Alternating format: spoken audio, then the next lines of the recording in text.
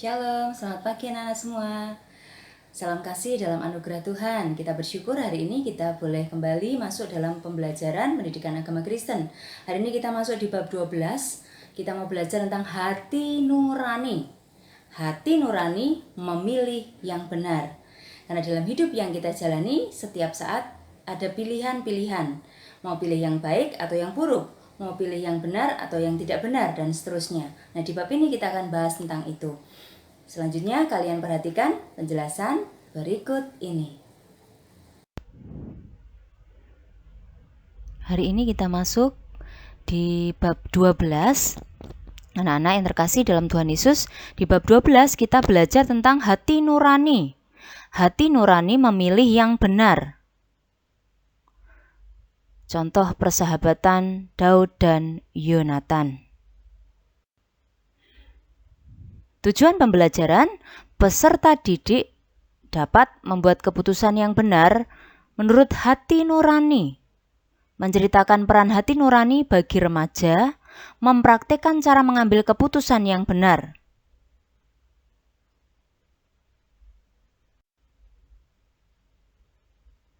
Menurut Profesor K. Bertens, hati nurani adalah instansi dalam diri manusia yang menilai perbuatan manusia baik atau buruk. Sekali lagi, menurut Bertens, hati nurani adalah instansi dalam diri manusia yang menilai perbuatan manusia baik atau buruk. Hati nurani erat kaitannya dengan moral. Hati nurani manusia adalah kedalaman termurni dari jiwa manusia. Ada ungkapan, dengarkanlah suara hati nuranimu.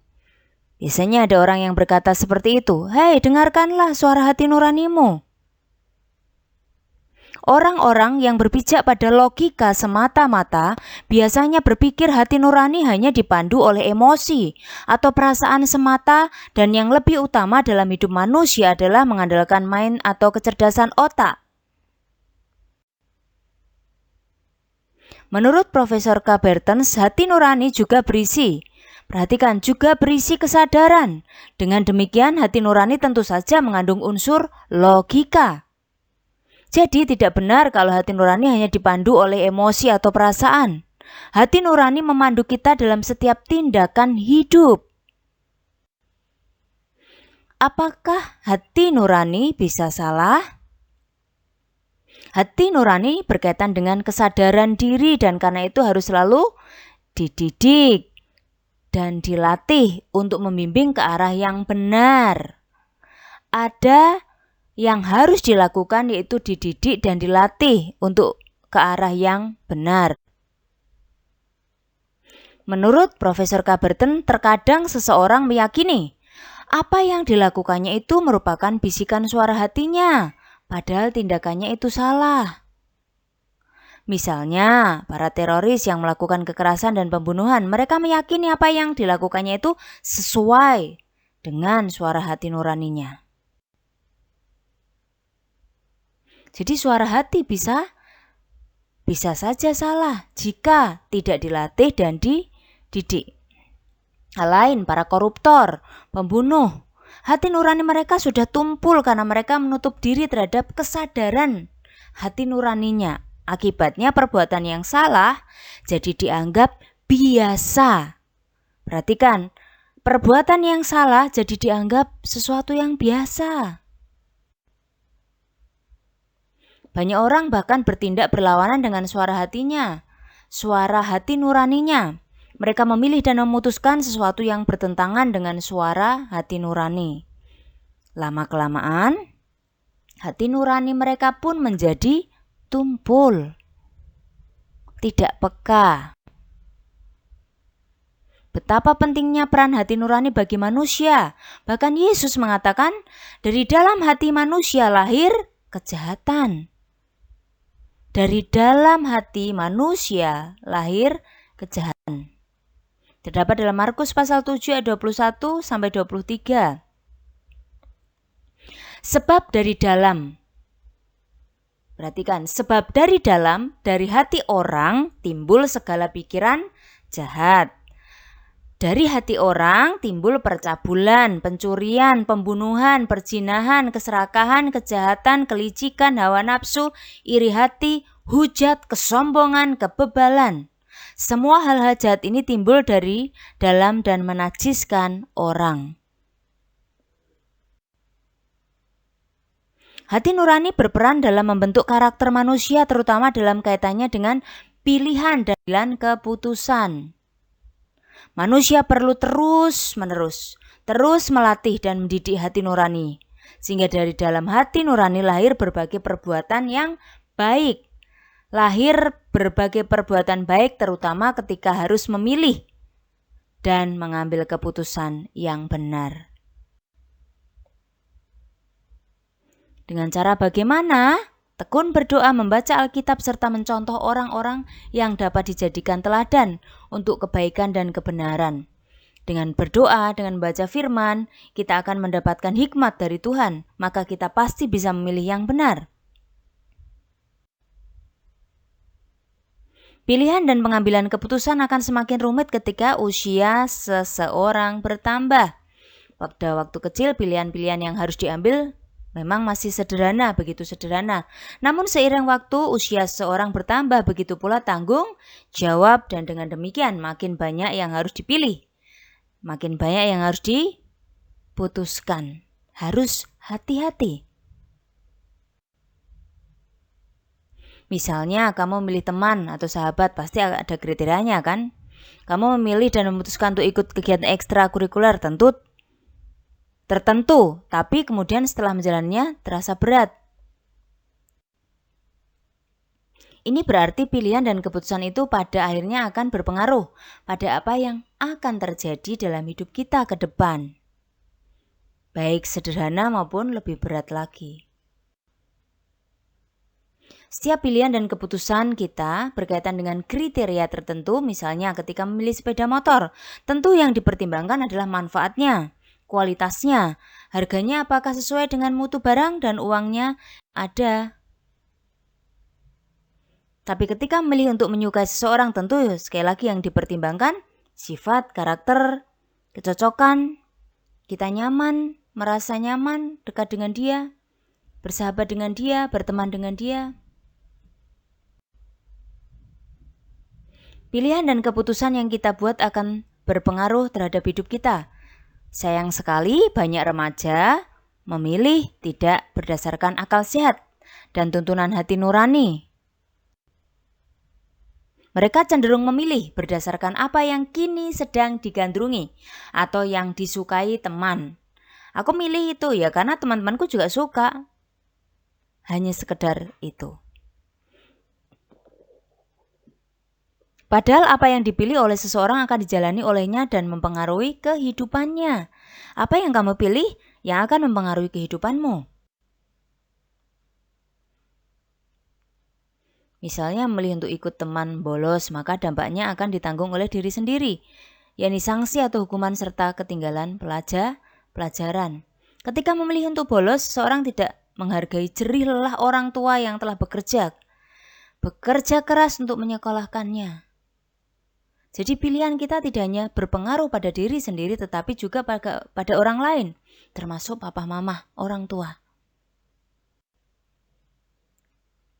Contoh pilihan dan keputusan yang merugikan diri sendiri misalnya juga ketika kalian memilih untuk menyontek. Nah, nih, tindakan itu sepertinya baik, aman. Tapi tindakan itu merugikan diri sendiri karena nilai yang kita peroleh bukanlah hasil belajar dan kerja keras kita. Padahal tujuan sekolah adalah untuk memperkaya kemampuan berpikir kita, membentuk karakter serta mempersiapkan masa depan yang lebih baik. Menyontek merupakan tindakan yang salah karena menyontek merusak pembentukan karakter kita menjadi manusia tidak jujur. Mencontek membuat kita jadi malas karena mengharapkan cara yang gampang. Dalam hal ini, peran akal sehat dan hati nurani sangatlah penting. Bagaimana jika seseorang salah memilih atau memutuskan sesuatu?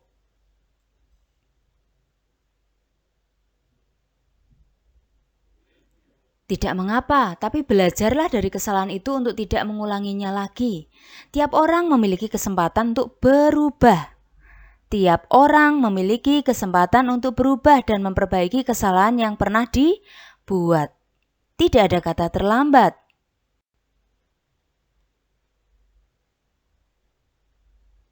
Firman Tuhan meminta kita memelihara hati dari berbagai kejahatan karena dari dalam hati keluar semua perbuatan baik dan jahat.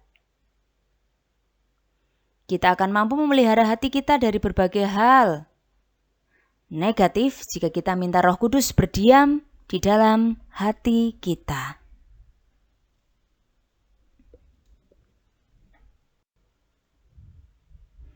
Memilih yang benar. Dari 1 Samuel pasal 20, kalian sudah baca.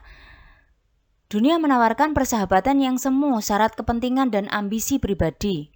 Namun dari 1 Samuel pasal 20, cerita tentang Daud dan Yonatan selalu dijadikan contoh ketika membahas tentang persahabatan. Daud dan Yonatan dijadikan contoh tentang hati nurani. Yonatan melalui masa sulit untuk memilih antara ayah kandungnya atau Daud sahabatnya.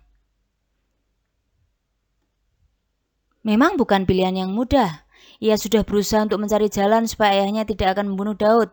Hati Yonatan amat pedih, ia tidak mau kehilangan sahabatnya. Karena Yonatan tahu betapa baiknya Daud, bahkan Daud membantu ayahnya mengalahkan musuh. Yonatan jadi serba salah membela ayah atau sahabat ya. Bagi Yonatan, Saul adalah ayah sekaligus raja. Ayah sekaligus raja, ia harus hormat dan tunduk kepada Saul. Sebaliknya, Daud adalah sahabatnya.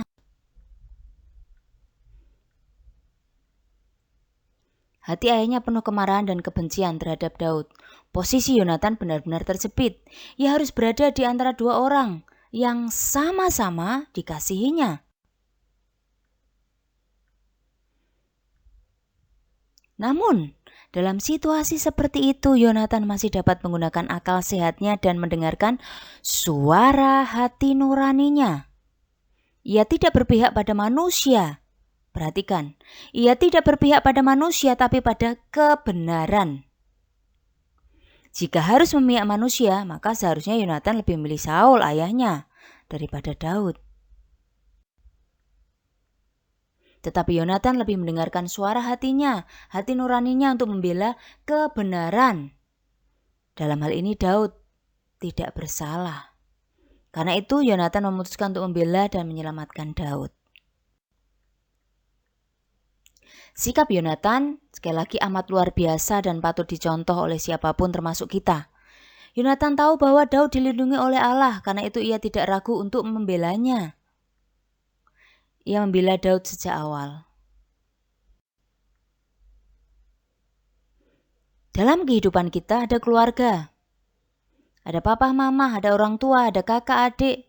Bahkan ada keluarga besar, ada nenek, kakek, opa, oma, opung.